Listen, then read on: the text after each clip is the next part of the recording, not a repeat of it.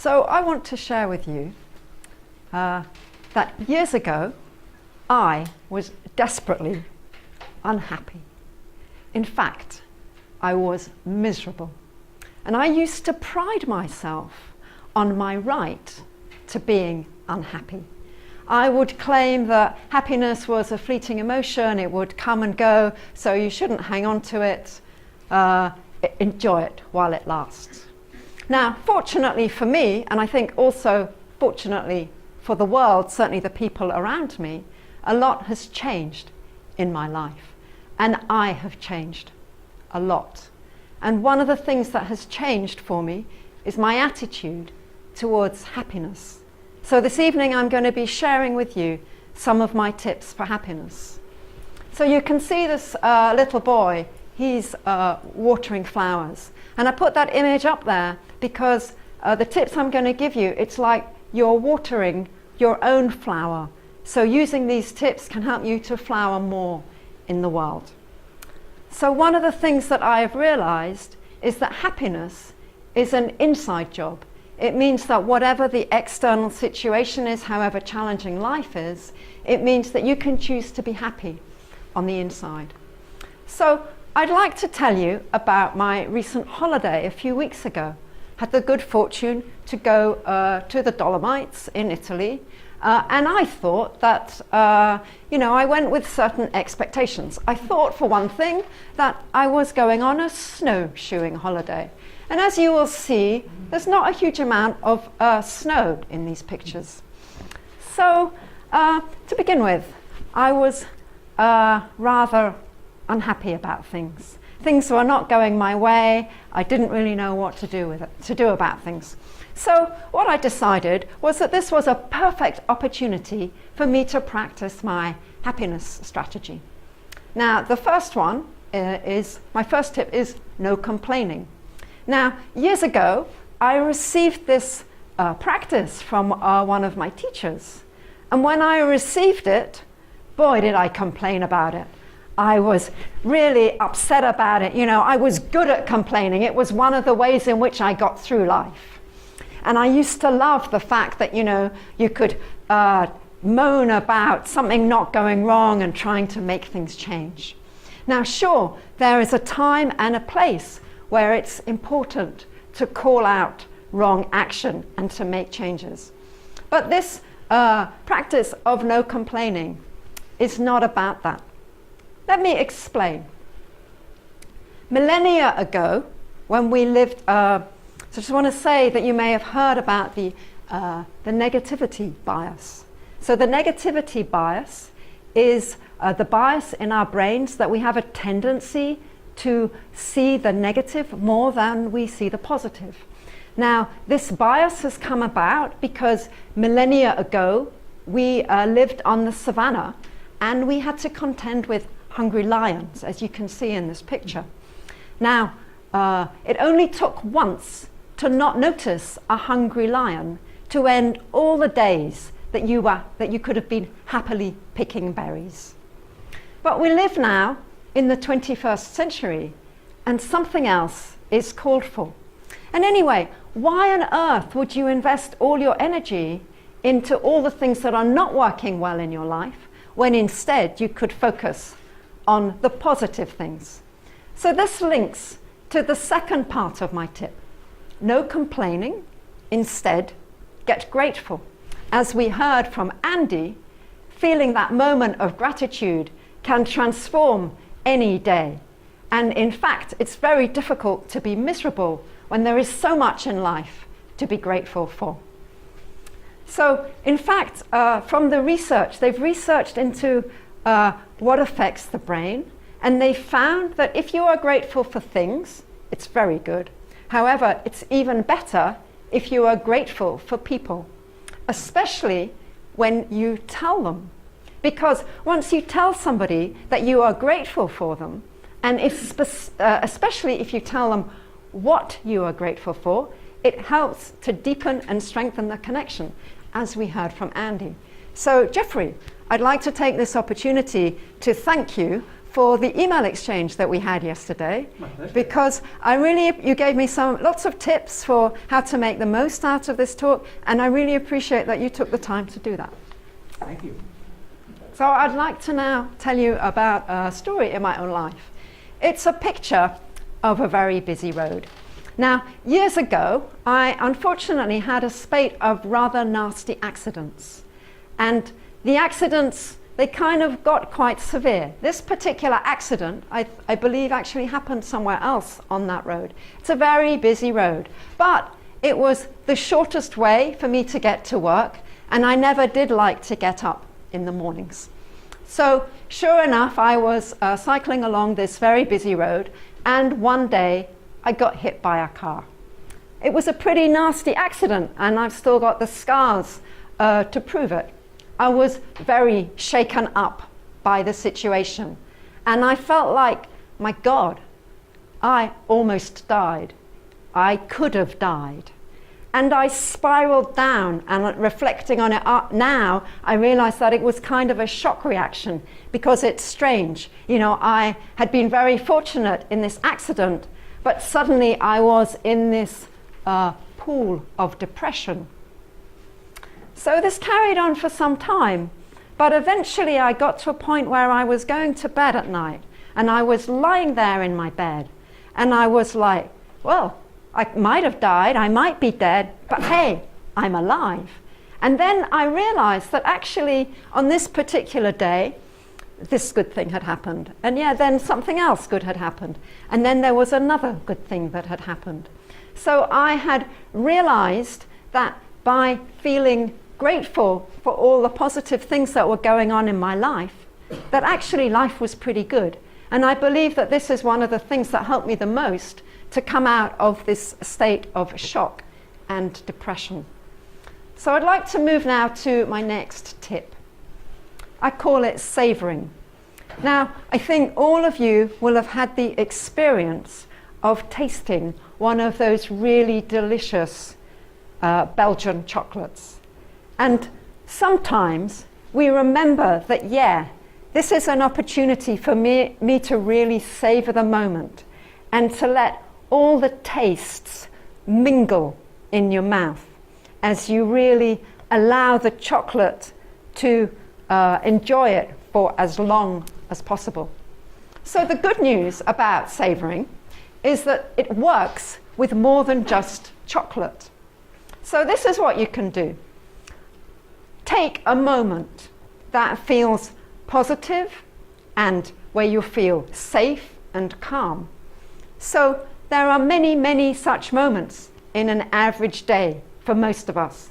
And usually they go whizzing by and we barely notice them. So this practice of savoring is to take an ordinary moment. I don't know if you saw that this afternoon there was the most amazing sunshine here in Brussels. So just taking that moment to notice something very ordinary, like sunshine in a place like Brussels, or just noticing that, you know, you're feeling quite warm and you're feeling safe. A very ordinary moment. So this is how savoring works. You have such a moment. First of all, you notice it. Then you pay attention to it. You let your mind be fully absorbed in the moment. But it's not only about the mind, it's also about the body. So you notice how your body feels in this very ordinary, everyday moment. And it's as if you are imprinting this moment on your body in a very visceral way. So the second part of savoring happens and is available to you when you're having a tough moment. Maybe you're having a difficult day, or maybe your boss has just asked you to do something, put a lot of work on your desk that you don't really want to do. Maybe you're having a disagreement with somebody, whatever it is. This is a really, really, really good moment to do some savoring, to draw back to your mind and to your body exactly what that moment was and to feel good about yourself. So this is not about pushing away the negative situation. Not at all. This is about creating more space. So the negative situation is there, and you have a positive situation as well. And they're both there. And in actual fact, when you recreate this kind of positive memory, the body doesn't know the difference between whether it's a memory or whether it's really happening. So you're kind of creating a space for there to be a positive experience to sit alongside the negative experience. So I'm going to move now to my third tip, which is about self-compassion. So self-compassion really is my topic. And I'll tell you why. Because years ago, when I was that super miserable person that I was telling you about at the beginning, I was really, really, really hard on myself. So it meant that if there was a minor situation, I would be very unhappy and give myself a very hard time about it. So self-compassion is about finding ways to be kind to yourself. And there are many different ways that you can be kind to yourself. For myself, I find that physical touch really helps me. Often I'm touching my chest or I touch my belly. I enjoy the contact between my hands and my body because I find it reassuring. Self-compassion is a lot more than just being kind to yourself. And in fact, in my work, I am helping people to find different ways. One of the things that I find really important is that you should find at least one thing that you do every single day that you really enjoy. Years ago, I used to play the saxophone, and I used to love it. I used to enjoy the sound. I used to enjoy the whole experience. Unfortunately, I wasn't very good at it. And eventually, the frustration of not making progress stopped my enjoyment. Nowadays, I sing. Now, I tend to sing in the morning. Often I'm singing in the shower. Doesn't really matter. The point is I'm doing something every day that I really enjoy. So one more thing I want to say about self-compassion. We were hearing from the other speakers about emotions and the importance of emotions. And yes, absolutely, self-compassion is about accepting the full range of emotions that we have. Now, self-compassion is also about finding the distance. Often, we struggle with emotions. Either they are like, we don't want to know them, we put them behind a door halfway down the corridor and we hope that they'll go away without us noticing too much. The second thing we tend to do is they kind of breathe down our neck. They're sitting on our shoulder and we might feel that they're breathing down our neck. We get a little bit overwhelmed. So instead of just feeling angry, we kind of become angry. So we become the angry person or the sad person, and they completely take over. So focusing is a method that I use because it really comes in handy in terms of getting the necessary distance between me and my emotions. I'd like to give you an example. One of my clients, she came to me because she was feeling very, very critical of herself, and she wanted to look at this in a different way.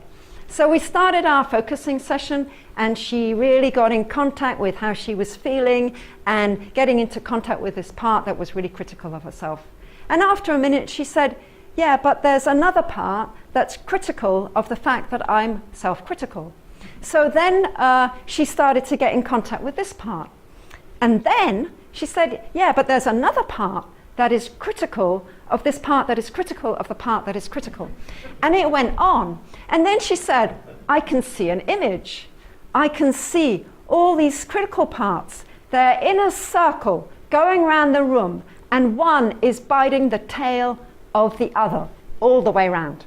Now, I saw this client last week, and it was like she was a completely different person. She was really calm.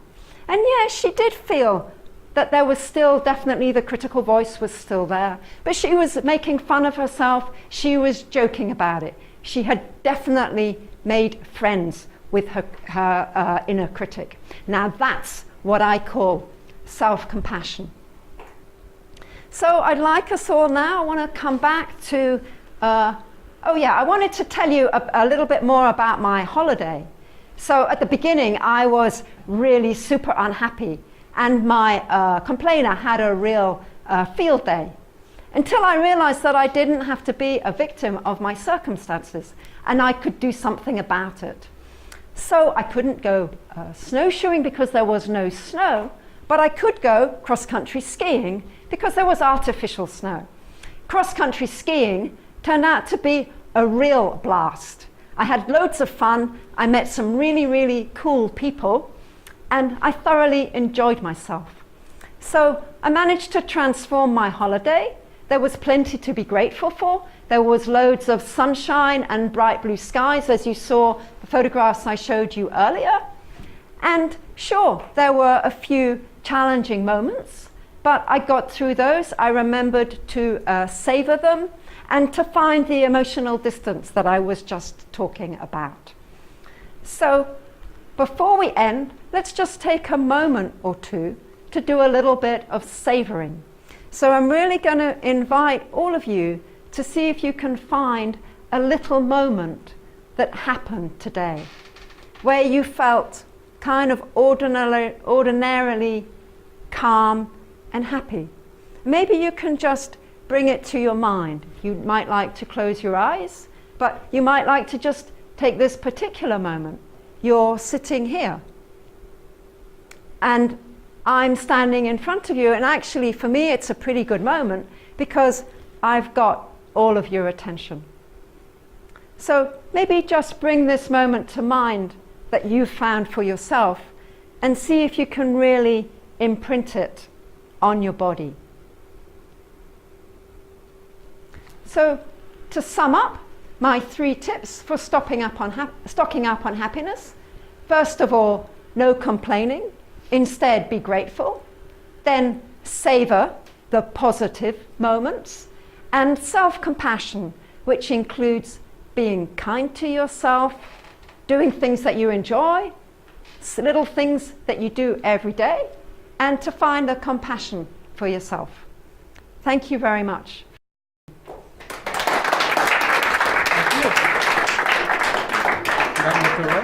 Thank you.